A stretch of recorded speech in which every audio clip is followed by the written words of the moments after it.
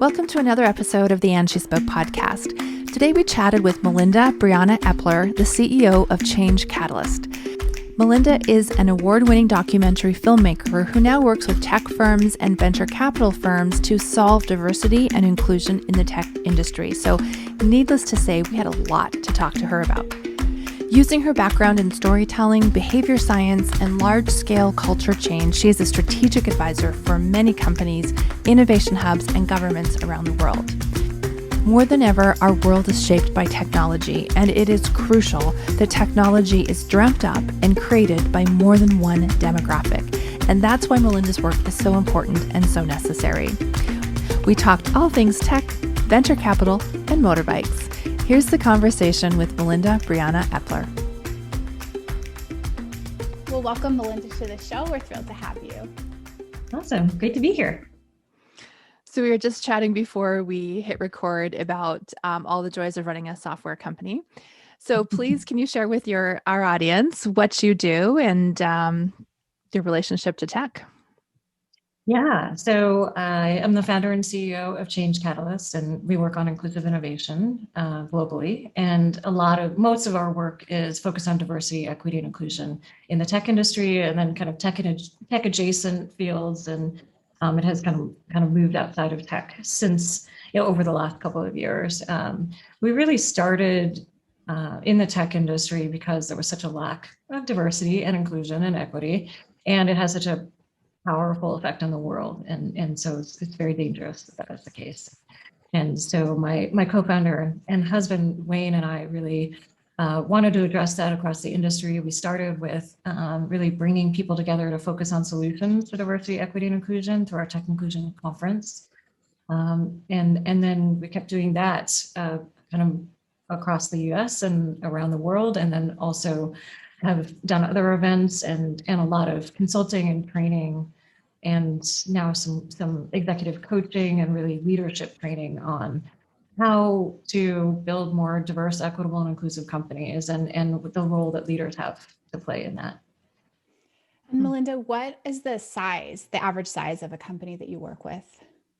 We actually work with different companies with different sizes, from startups all the way through like 60 to 100,000 people, and the work just kind of scales differently depending on who we're working with. With startups, we often work with VCs and accelerators to help them to develop more diverse and inclusive programs, and also to help their startups to develop more diverse, equitable, and inclusive companies from the beginning, right? So then the next wave of companies doesn't have the same problems with this that they currently do. And then with the bigger companies, we're really working with executive teams, leadership teams, and diversity, equity, and inclusion teams around the learning and development and growth and change that needs to happen. Mm-hmm. I'm curious to hear about your work with accelerators and those brand new startups. What do you come in and speak to cohorts within accelerators? And if so, kind of what is the message that you share with them? Yeah. Actually, we do. So kind of our work in that realm is kind of a couple of different things. One is to help diversify the programs of accelerators or portfolios for VCs, and help them figure out how to do that effectively, and also hopefully work on inclusion as well, really creating an inclusive program. And then also working with startups. And so that often looks like one workshop or a series of workshops where we're working with the startups to really progress them forward in terms of their learning and understanding of diversity, equity, and inclusion, and then the practical things they could do to really embed that early on in their companies. So can you give some examples of what those practices would be for early startups and early companies? Because we have an audience of entrepreneurs, mostly solopreneurs, but many are interested in sort of growing into bigger teams. Yeah. I mean, I think there's often we hear that, we're a startup, we can't focus on diversity, equity, and inclusion right now. We'll deal with that later on. But the reality is you have to do it with it ASAP at the very beginning. Like, who is your founding team? What does your founding team look like?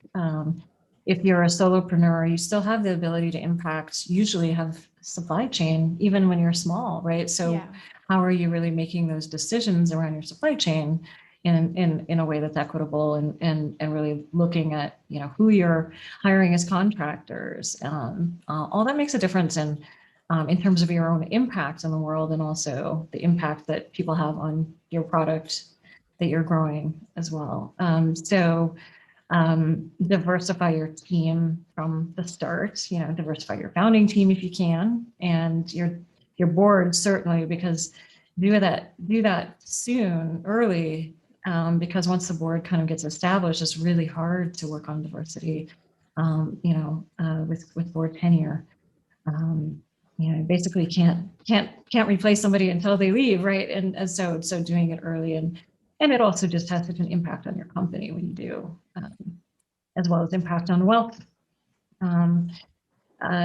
Assuming your startup is going to do well, right? And then the other things to think about are, even we're a small team, and we have really thought through our onboarding, and how do you onboard somebody when they come into your company, and what does that look like? How is that inclusive?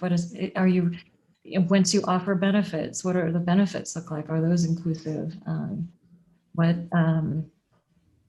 are you helping people develop and grow as leaders? And so they continue to grow as leaders as you grow. All of those things are really important for startups. So I just have to, I know Sandy's like itching to ask you a question, but I was like, I'm going to have so many things to say to Melinda and ask you. So just one more, and then I'll give Sandy a turn. I would love to hear your perspective on what's happening with Basecamp right now. And I imagine that you have an opinion on that. And it's just kind of, we're recording this at the time that things have kind of blown up there. And so I'm just wondering, what's your take on that? Yeah, I think there's a lot of privilege in saying that you can't talk about politics at work, and that politics is often a very coded term for what's going on in your life, right? Diversity, equity, inclusion, oppression, racism, sexism, ableism, anti-Muslim sentiment, all of these things, that anti-Asian hate, all of these things are not politics.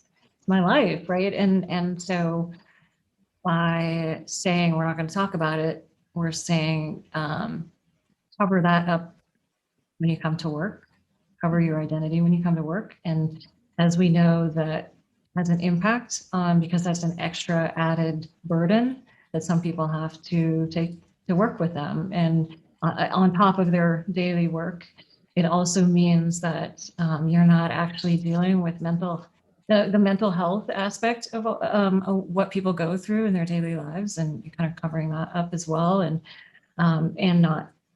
it is it's lazy, I think, also, because that means you're not really doing the work to build a culture that is safe. It's hard to create psychological safety, and so that you can have those conversations. And to say, well, we're just not going to bother doing that and not bother developing that psychological safety, it's lazy, but also just not fair, not equitable, and really is harmful. Mm-hmm. Okay, here's my question. So we get private equity firms, venture capital firms reach out to us a lot, and occasionally we will take the call and chat with them. And inevitably, they have no female-founded companies, and certainly not like women of color founded companies or people of color at all. How do you come into a venture capital and try to, encourage them to diversify the portfolio? And is it true that there just aren't those companies out there, or is that just what they say? It's not true. So a lot of the problem, how we got here, kind of in the tech industry, just in general, is that people have networks of people that look like them, and so is how it's how these big tech companies also are lacking diversity, is because usually founded by a young white man who's fairly privileged and well, educated in a at Stanford or Berkeley or MIT and they had the ability to develop a startup so they had the runway, they had the income, they had the money to be able to do that. And then they started to hire their friends, and then, people in their company kept hiring people that look like them, kept hiring people like them. And suddenly you have thousands of people that all are very similar because there was no deliberate action to diversify network and hold each other accountable for doing that. So it's the same thing in VC. And actually a lot of VCs are a product of the tech companies that hire people like them. And so VCs look very much like the rest of the tech industry. And so there's work that needs to be done to diversify networks, diversify your network. And so if you're not seeing founders with underrepresented identities, it means you're not looking outside of your network far enough. And also, there is now this historical problem in the tech industry where investors have not invested in founders with underrepresented identities. So there are less, you're going to see less of them because they're, especially if you're looking at later stage founders, because nobody invested in them in the beginning, right? So, they may be out there, and just generating their own revenue and doing just fine without you. But the reality is that there's been this inequity for so long in the industry that depending on what stage you're looking at, you may be coming across this systemic problem in the industry. So looking earlier stage, supporting founders with underrepresented identities sooner, earlier, and then helping support along the way so that they, when they get to a Series A, they're still being supported, and there's a lack of investment opportunities at that point. So investors need to watch out for that and look for opportunities to invest at that stage as well. And when you bring these ideas into the VC world and into the startup world, how is it received? Do you feel like people are sort of just humoring you and paying lip service to this? Or do you feel like there's really a movement or a cultural shift to acknowledging that this is a weakness in the system? There's some of both out there, right? It's not all one or the other. There's definitely a shift that's happened kind of across the world in every industry and certainly in tech as well over the last year. After George Floyd was murdered, and there was such a focus on Black Lives Matter and really the need for change.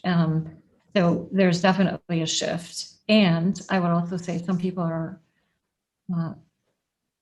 leading that shift and really pushing forward, and other folks are still kind of, clearly we're supposed to do this, and rather than this is what I want to do, that's the motivation for change, right? Not we should do this. You don't stop smoking because you should stop smoking. You stop smoking because I want to stop smoking, right? It's all around behavior change the motivation is really crucial.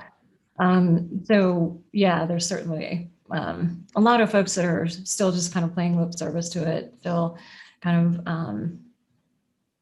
not really going deep into it yet, or not really setting aside the funds to make that change happen, because change takes funding, it takes time, it takes real effort. And there are some that are really genuinely interested in creating change. The VC world, I would say that there isn't a lot yet that's really, there's some focus on the portfolio and kind of portfolio diversity, but I would say not a lot of reflection and change internally in venture capital firms yet, where that's a big piece of the problem, is that they haven't really developed they haven't dismantled the systems of VC internally, and really looked at, well, how are we building our own culture at our own firm, and diversifying our own teams, and really looking at how we're, investigating ourselves, and how we might be harboring biases, microaggressions, et cetera, and really working to change individually as well. There's a lot of outward kind of, I'm going to give to this program. I'm going to, we need to focus more on portfolio diversity, which are great. And the work also needs to be done internally. And I'm not seeing a lot of that yet. Do you think that the companies, when venture capital are looking at companies to add to their portfolio, do you think that they're held to the same standards as a 20-something white male founded company? They're usually held to higher standards, right? Because we take more chances on people that, and we take risks on people that are like us and that we identify with, and tend to take less risks on people that we don't. And so generally speaking, people with underrepresented identities are being held to higher standards and being asked to jump through more hoops and prove themselves more. Yeah, that's right. Yeah. Yeah. I mean, we have our own lived experience that we don't need to get into in this episode. And it's a story for another day when we're through this period of our business and in our lives. But it's just, I think if you've not experienced it, it's hard to describe. I think we all have this general, I think a lot of people have this general sense that like tech is not diverse, and that, there's like certain people who have more power than they should. This like very general sense of that. But when having come from other industries, Sandy and I both had other careers prior to starting a software company together. Like it's very dramatic, the level of bias compared to anything that I've ever touched in my life. Like it's profound. Yeah, I will say, I started out my career in the film industry. It's another level. Even in tech, I was, but there, there's some similarities. It's in addition to the lack of diversity and equity and all of that, there's also sexualization and sexualized environment on top of it, which is the only other industry I would say there's a lot to be done there as well. But the tech is, there's such an impact for both industries on the world and how we see each other, how we interact with each other, and such a need for really fundamentally investigating and creating that change in both industries. Yeah. Can you tell us the story how you went from being a filmmaker to doing DEI work with technology companies? Sure. Yeah. Not a logical path. It's just in my mind, but no. Yeah. So I was working in the film industry as a documentary filmmaker, mostly. I also worked on some mainstream films and television. It's really the why I was working in that industry was to create social and environmental change. So really, so social impact was still kind of core to my work, and using the power of storytelling to really create change. And I realized at one point that I was in an industry that it was very hard to change from within that industry, that I was constantly struggling to make an impact, to make sure that the documentary films that I worked on had that social impact component to them, and that it wasn't lost within the story of, that is, I realized that industry is really so geared toward making money, that even the social impact documentaries often end up being less impactful as a result of that. And so I was constantly struggling, constantly fighting, every day fighting to make sure that the films that I was working on still had that component in it. And I was, it was really negatively affecting my health and well-being. And that industry, the norm is to work at least 12-hour days, 6 to 7 days a week. And then on top of that, a lot of times we're being asked to do more than that. And so that's not good for your health. And then on top, and then your constant, that struggle as well. Just, it took a toll literally on my health. And also I was being harassed daily, and just realized at one point, I got to take a break. I took a break. My ex-husband and I went into the wine country and lived off the land for a year.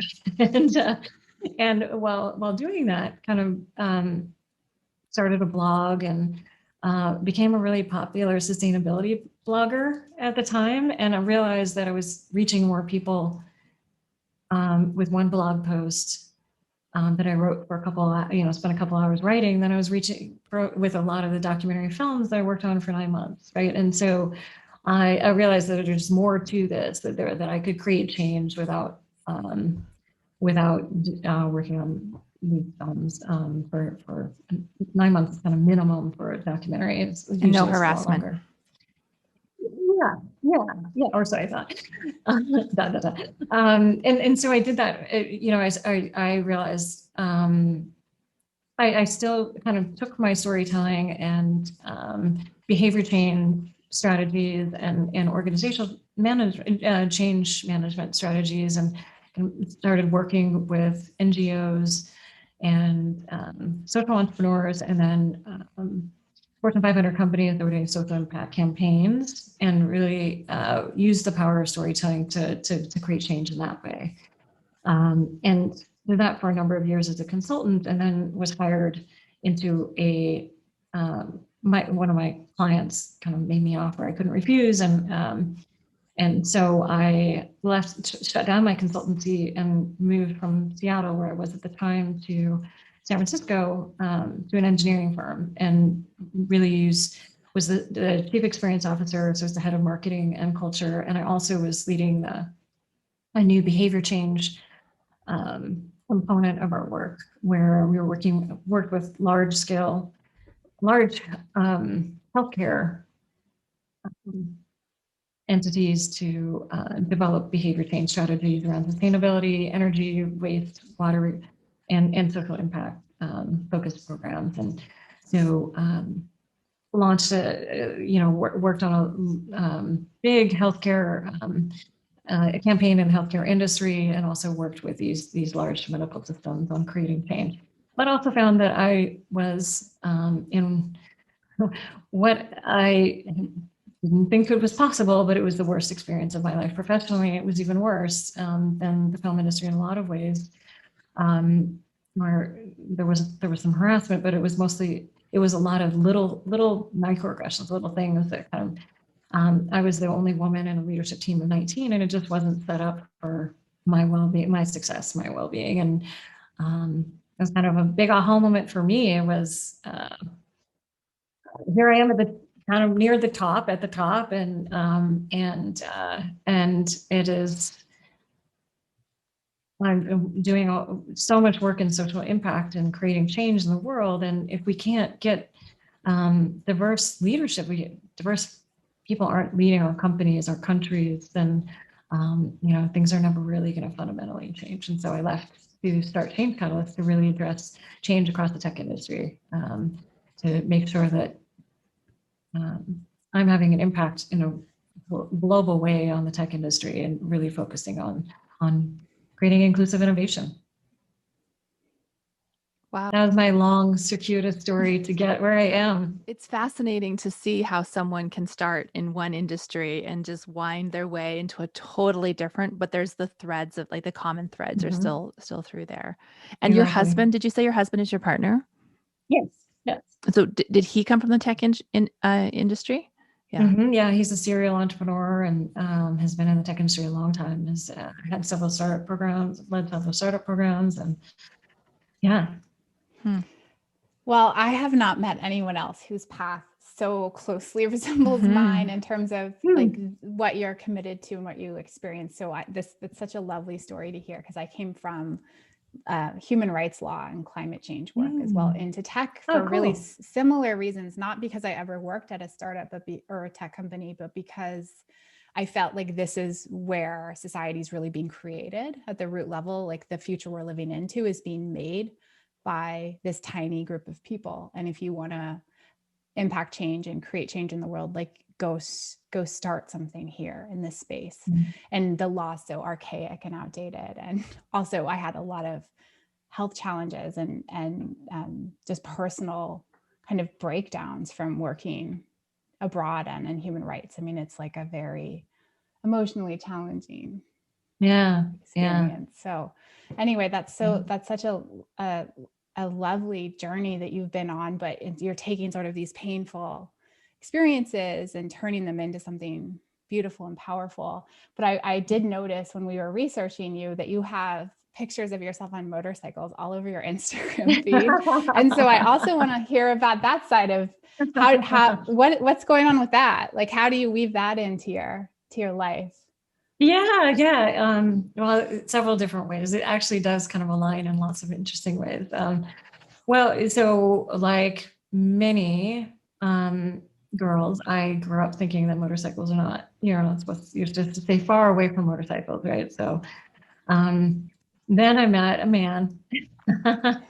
I met Wayne, and he had a motorcycle at the time, and rode on the back of his. And at a certain point, I realized I didn't want to ride on the back anymore. So I love it. So I got a motorcycle license, and let's see, that was in 2013. Something like that. No, 2000. Sorry, it was 4 years. It's been 4 years or so. Been riding. Got my motorcycle license, and then we got matching motorcycles. And I will say that it has been life-changing in many ways. We get out of the city a lot more and into nature a lot more. And there's just something, I meditate every day, but there's something really meditative and different about being on a motorcycle. And I love it. And also will say that before the pandemic hit, we were doing group rides, and our group rides don't look like other group rides on motorcycles. Very diverse community of riders that we kind of ended up pulling together, because that kind of perception of who is a motorcycle rider is, the motorcycle industry has the same issues around diversity, equity, and inclusion, right? And so It's everywhere. yeah, and I will say now Wayne and I are ambassadors for Revit, which is a big motorcycle gear brand, which is cool. Cool that That's so cool. It's so yeah, cool.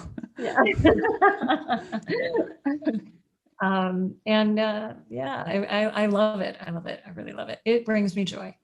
Yeah, I bet. Yeah, there you go. It's so interesting how you've sort of woven it into your brand. I think that was like, it was surprising to see that, and it really makes your brand stand out. And I wondered how conscious of a decision that was on your part. Yeah, well, it's interesting. I sort of, I started kind of on Instagram, just kind of posting what non-work related stuff mostly, just because that was like my one space to kind of just remember that there's more than work in my life, and that we're all multidimensional, and then just kind of owned it, realized that it is a core piece of who I am, and an important piece, and that's the diversity, equity, and inclusion the work can be really toxic, and so it is important to regenerate and find these ways for you to regenerate, and this is one of my modes of regeneration. Yeah, that's awesome. Jenny? Yeah, I think that leads us pretty well into the joy and hustle. So, Melinda, if you want to share with our listeners something that's bringing you joy in your life right now, could be motorcycles. And that was and a tool that can help our listeners hustle in their career or business. Yeah. Let me start with a tool first, and I would say that Evernote is my tool. Like, I used to take notes in a notebook, in a paper notebook, and then sometimes like I would leave my notebook somewhere, and my notes are gone, or you spill water on it, or you drop it in the ocean, or whatever it is, and then they also kind of end, and they're not searchable. So Evernote is definitely my tool that I use all the time. And then you can copy and paste it into other tools or whatever. But yeah, Evernote. There's so many different tools I use, but that one is one that I would have a hard time not using. Yeah, in terms of joy, definitely I was going to say motorcycle riding, since we talked about that a little bit. I would also say that nature, getting out into nature is really important. I didn't really realize that until we were sheltered in place. And now I've tried over the last year to bring nature to me. We didn't have many plants before, but now we have like A lot. a lot I of noticed plants. I can them. see Yeah. that. Oh yeah, there's these are just a fraction of the many plants that we have now in our house. So kind of brought a little of nature inside, but still need that fresh air, need that greenery, need to step on the earth. All these things are really important too. Yeah. Yeah, totally agree. So I know that everyone's going to be heading over to your Instagram, which is at Change Catalyst, to check out all the motorcycle pictures. But where else can they find you if they want to learn more about your business? Yeah. So I have a weekly show, which is we record live and then have a podcast, which is changecatalyst.co/allyship series, or you can go to changecatalyst.co and you'll find it there. That's a good way to find me. And you can also find me on LinkedIn, and Twitter, and on Instagram. All the places. All Yeah. places on Apple Podcasts and all those too. Awesome. Melinda, it's such a pleasure getting to know you. Thank you for spending this half hour with us. Yeah, likewise.